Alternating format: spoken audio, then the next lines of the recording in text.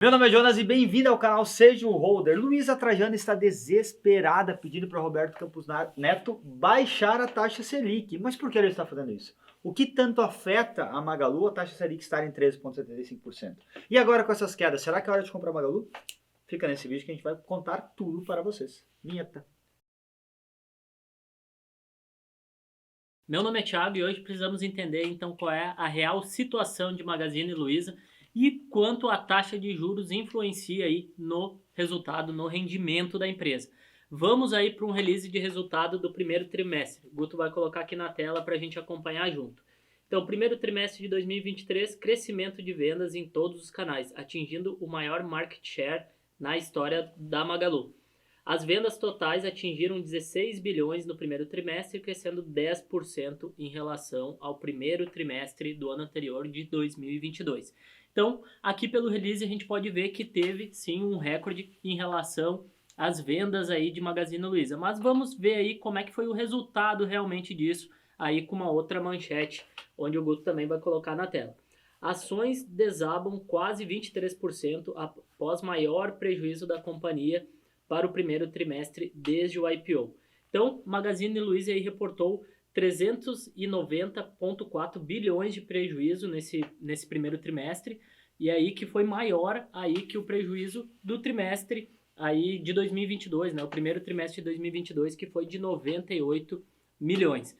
Então a gente pode ver que apesar de ter aí uma grande receita, não teve um bom resultado, não teve lucro, teve prejuízo nesse período. Então temos que entender bem essa relação. E saber por que mesmo ela tendo bom resultado aí de market share, ela não teve um bom resultado financeiro. E por que que aí então a senhorita, a dona Trajana, aí, ela vem pedindo para baixar a taxa de juros e como isso vai influenciar ou pode influenciar no resultado da empresa.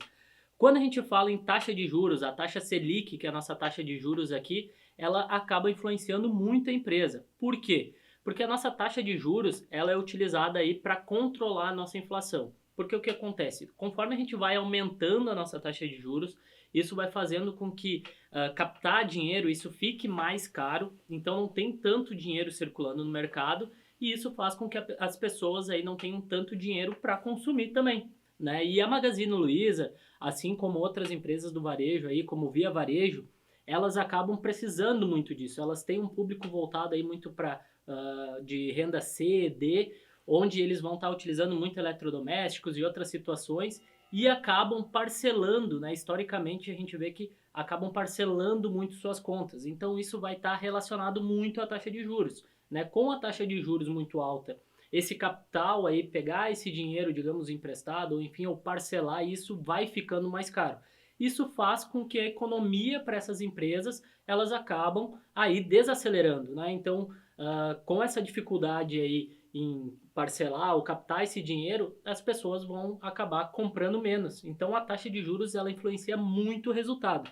E quando a gente pega empresas do varejo aí, que tem margens muito espremidas, isso dificulta elas muito a movimentar, a ter bons resultados, a conseguir ter uma boa performance em períodos aí de crise, em períodos de taxa de juros. E todo esse cenário controverso faz com que a empresa ela acabe despencando nos últimos anos, né? Ali a partir de 2020, onde a gente começou a ter essa crescente da taxa de juros, a gente pode ver que a empresa ela despencou e chegou a cair 86% aí, como a gente pode ver no gráfico aí da sua cotação. Para vocês terem uma ideia, pessoal, isso fez com que o valor de mercado da Magazine Luiza, que nada mais é que a cotação que você vê na tela, vezes o número de papéis as quais está em livre circulação no mercado. O seu valor de mercado, então, caísse de 184 bilhões para 25 bilhões de reais. Uma queda absurda se for pegar o seu ápice até o momento atual. Mas, pessoal, outra coisa que também vale ressaltar é que no momento que ela estava sendo negociada a um valor de mercado de 184 bilhões,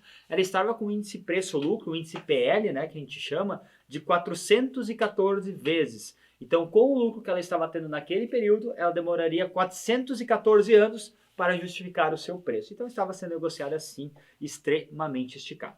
Bom, diante de todo o cenário que o Thiago passou para nós, não é de se estranhar que a Luísa Trajano esteja pedindo aí para o Roberto Campos Neto baixar a taxa de juros a qualquer momento, né, pessoal? Ela está fazendo uma pressão muito grande, então, para o presidente do Banco Central, mas vale ressaltar que não é ele que decide somente a taxa básica de juros. São 9 pessoas que votam para manter a taxa de juros, para subir a taxa de juros ou para baixar a taxa de juros. Então, não é uma pessoa somente.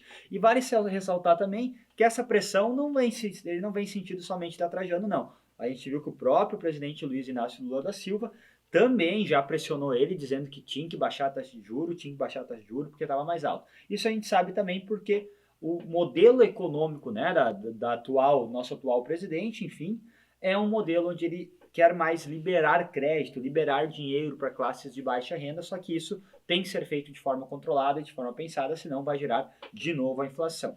Além disso, a Luísa Trajano justificou que, na verdade, não é somente pela Magalu, né? Não é somente ela estar pensando nela, mas sim todo o setor varejista, dizendo, inclusive, que várias empresas do setor já quebraram em função da taxa Selic estar nesses patamares. Mas ela deixou extremamente clara a sua insatisfação, então, com Roberto Campos Neto, quando ele comentou que não depende só dele, ele tem que controlar a inflação, e agora que os juros reais estão a patamares mais elevados, né, a gente está tendo juros reais aí de 7%, 8%, provavelmente sim, na próxima reunião do cupom, a taxa Selic deve começar a baixar aos poucos, tá?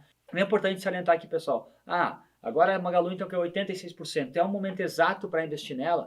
Bom, vamos entender alguns conceitos agora da Magazine Luiza, né? O Thiago já comentou das margens dela. São margens baixíssimas, assim como todo varejo, né? Via varejo também são margens extremamente apertadas, normalmente girando a casa de 1, 2%. Então, qualquer problema econômico, qualquer movimento econômico que aconteça, faz com que essas empresas sofram muito e acabam tendo prejuízo, que é o que está acontecendo agora. Então, num cenário aí de Selic alta, essas empresas acabam tendo prejuízo muito grande. Então, qualquer coisa, qualquer turbulência que venha acontecer no mercado, essas empresas não têm margem para se negociar seus preços. Por quê? Porque elas vendem um produto que várias outras empresas vendem. Então, o que vai acontecer lá? Eu, como consumidor final, se eu quero comprar uma geladeira de 20 litros da Britânia, nem sei se existe isso, né? Eu falei totalmente errado, de né? 20 litros 20 litros da Britânia, mas Tá, tudo mas bem. tudo bem. É uma geladeira nova. 20 litros da Britânia, eu vou olhar lá na Magazine Luiza, na Via Varejo, enfim, várias lojas onde tiver mais barato eu vou comprar. Então elas não têm um diferencial competitivo que fazem com que as pessoas procurem ela, né? A parte da entrega, que até pouco tempo atrás poderia ser um diferencial, hoje não é mais. Porque hoje várias empresas entregam produtos aí, tem galpões logísticos espalhados pelo Brasil inteiro, entregam produtos de forma muito rápida. Então não existe um diferencial competitivo para as empresas do varejo. E além disso, existe Mercado Livre e Amazon entrando forte demais aqui no Brasil, né? E com um modelo de negócio muito mais bem estruturado. A entrega no Mercado Livre é absurda, né? Aí sim é um diferencial muito maior do que a própria Magazine Luiza, Via Varejo, enfim. E também tem um modelo de negócio muito bem estruturado e também um escopo maior, né? A empresa é muito maior. Então é um cenário desafiador, sim, para essas empresas do varejo brasileiro, porque vem essas empresas de fora, a Amazon, o Mercado Livre entrando muito forte, ganhando muito mercado e com um modelo muito melhor de negócio do que propriamente essas empresas. Então eu já falei várias vezes aqui, eu não invisto em varejo brasileiro, não vejo sentido nenhum em se investir, porque eu também não quero estar exposto a uma empresa que sem nenhum diferencial competitivo, sem margem nenhuma para negociar, então não faz sentido para mim. Claro que isso não é nenhuma recomendação, tanto de se investir ou de não se investir, vocês têm que entender o que vale mais a pena para vocês, mas eu fico fora, eu fico longe desse tipo de empresa. Se gostaram do vídeo, curtam. Se não gostaram, curtam também. E mandem para os amigos de vocês, se inscrevam no nosso canal e ativem o nosso sininho. Nos sigam também em todas as redes aí, @sejaumholder. Valeu!